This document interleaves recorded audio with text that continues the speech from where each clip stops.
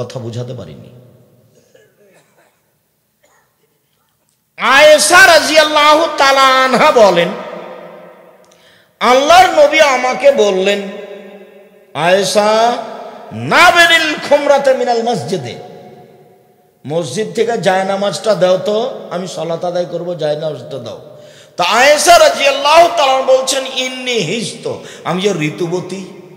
তখন আল্লাহ রাসূল বলছেন, ইন্না হাইজাতাকে লাইসাত ফি ইয়াদিকে, আরে ঋতু তো তোমার হাতে লেগে নেই, হাইজের রক্ত কি তোমার হাতে লেগে আছে? মসজিদে যাও, জায়নামাজ নিয়ে আসো, জায়নামাজ আমাকে দাও। ঋতুবতী অবস্থায় মহিলারা মসজিদে বসে থাকবে। মসজিদে নববীতে একটা ঘর করা ছিল যেখানে যুবতী মেয়ে থাকতো। মসজিদে নববীতে একটা ঘর করা ছিল যেখানে মসজিদে যুবতী মেয়ে থাকতো এবং মসজিদটা ঝাড়ু দিত। ঋতুবতী অবস্থায় ওরা নামিয়ে দিল বাহিরে, একবারে বাড়ির বাহিরে, আর মুহাম্মদ সাল্লাল্লাহু আলাইহি ওয়াসাল্লাম নিয়ে আসলেন ঘরে মসজিদে। ওটাও বুখারী, এটাও বুখারী।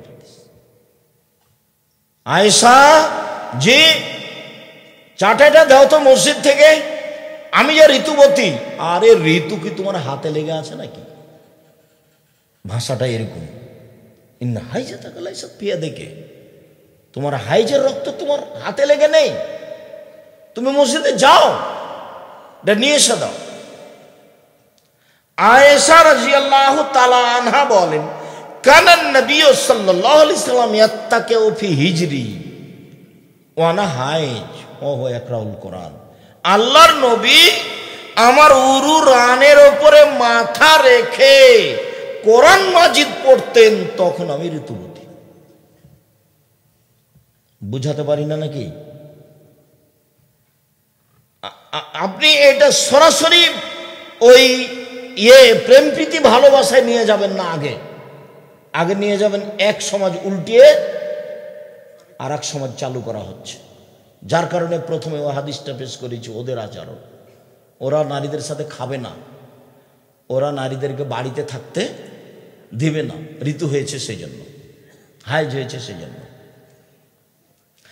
আয়েশা রাদিয়াল্লাহু তাআলা আনহা বলেন, আন্নান নবী সাল্লাল্লাহু আলাইহি ওয়াসাল্লাম ইখরিজু ইলাইয়া রাসাহু ওয়া আনা হাইজ ফাগসিলুহু ওয়া আনা হাইজ, আমি আল্লাহর নবী থাকতেন এতেকাফ অবস্থায়, এতেকাফে রমজান মাসে এতেকাফে তিনি মাথাটা আমার দিকে বের করে দিলেন এতেকাফের জায়গা থেকে, আমি তার মাথা ধুয়ে দিচ্ছিলাম, চিরুনি করে দিচ্ছিলাম, তখন আমি ঋতুবতী।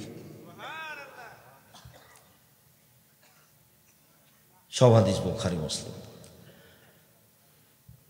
উম্মু সালমা রাদিয়াল্লাহু তাআলা আনহা বলেন, কানান নবী সাল্লাল্লাহু আলাইহি ওয়াসাল্লাম ইসাল্লি বিমিরতিন ওয়া আলাইহি বাজুহু আলাইহি বাজ, একটা চাদর গায়ে দিয়ে আল্লাহর নবী সালাত আদায় করছিলেন, যেই চাদরের কিছু অংশ ছিল আমার গায়ে, কিছু অংশ ছিল রাসূলের গায়ে, তখন আমি ঋতুবতী। কথা স্পষ্ট বোঝা যায় তো? সম্মানিত দিনী ভাই বোন, এইবার একটা পরিবেশ আপনাকে আমি দেখালাম, এখানে রাসূলের পক্ষ থেকে নারীদের মর্যাদা এবং নারীদের নিজস্ব মর্যাদায় চলেন, যেটা পুরুষের চেয়ে ভিন্ন। এই ছেলে, যেই মর্যাদা আল্লাহ নারীদের দিয়েছেন সেই মর্যাদা পুরুষ কোনোদিন অর্জন করতে পারবে না। নারীরা ভুল বুঝে নিচে নেমে গেছে। বেগম রোকেয়ার গল্প পড়ে মনে করেছে যে আমরা তো বাহিরের বস্তু, ভিতরে কেন? আমাদেরকে তো উপার্জন করে খেতে হবে, নিজের পায়ে দাঁড়াতে হবে। এই কথাটাও কিভাবে মাথায় নিয়ে আসলো? অথচ আল্লাহ বলছেন ওকে উপার্জনের জন্য সৃষ্টি করা হয়নি। আল্লাহ বলছেন, অমিন আয়াতিয়ান খালাকালাকুম মিন আনফুসিকুম আজওয়াজান লিতাসকুনু ইলাইহা, পৃথিবীর মানুষ শোনো, তোমাদের পাশ থেকে আমি তোমাদের স্ত্রীদেরকে সৃষ্টি করেছি যাতে করে তোমরা সেখানে শান্তি তৃপ্তি পাও।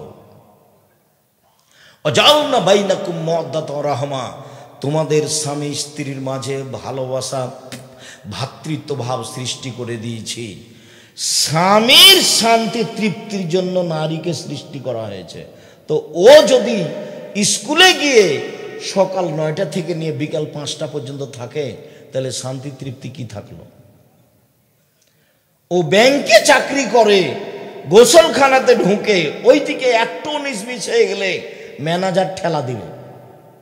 তখন তাড়াহুড়া করে বলছে ওর শাশুড়িকে বা ওর স্বামীকে, বলছে টাইম হয়ে গেছে, চলে গেলাম, কাপড়টা খেঁচে একটু শুকাতে দিন। এই জন্য তো আল্লাহ তাকে সৃষ্টি করেননি। সম্মানিত দিনী ভাই বোন, আল্লাহ বলছেন তাহলে এখানে শান্তি তৃপ্তি, চলেন ওখানে। নিসাউকুম হারসুল লাকুম ফাতু হারসাকুম আন্না শাইতুম। পৃথিবীর মানুষ তোমাদের স্ত্রী তোমাদের জমি, পৃথিবীর মানুষ তোমাদের স্ত্রী তোমাদের ক্ষেত, তোমরা তোমাদের খেতে আসো তোমাদের ইচ্ছা মতো। তোমাদের যেটা শান্তি তৃপ্তি হবে সেটা তো হবেই। তোমাদেরকে ক্ষেত আবাদ করে পরবর্তী বংশসূত্র বহাল রাখতে হবে,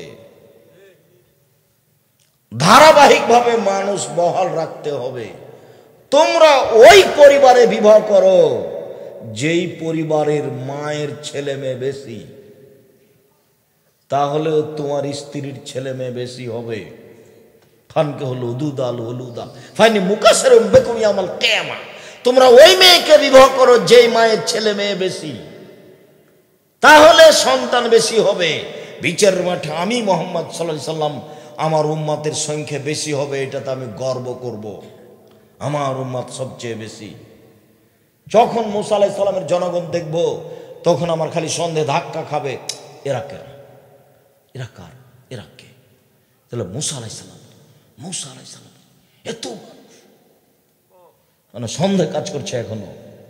তারপরে যখন দেখবেন হাজারো লাখো মানুষ, এটাকে এটা আপনার উম্মত, তো মুহাম্মদ সাল্লাল্লাহু আলাইহি সাল্লামের একটা গর্ব বহাল রাখার জন্য একটা ছেলে দিয়ে কি করবেন? দুনিয়ার বদ। ও তো আদর, আদর তো গতিতে থাকতে হবে। আদর যদি উল্টা পথে চলে তাহলে তার স্বভাব চলবে উল্টা পথে। আর যেদিন আমি আদর্শ পরিবার নিয়ে আলোচনা করব, সেদিন আপনাকে দেখাবো একচাটিয়ে কিভাবে আল্লাহর নবী বাপ মাকে দায়ী করেছেন ছেলে মেয়ে লালন পালন করার ব্যাপারে। সম্মানিত দিনী ভাই বোন,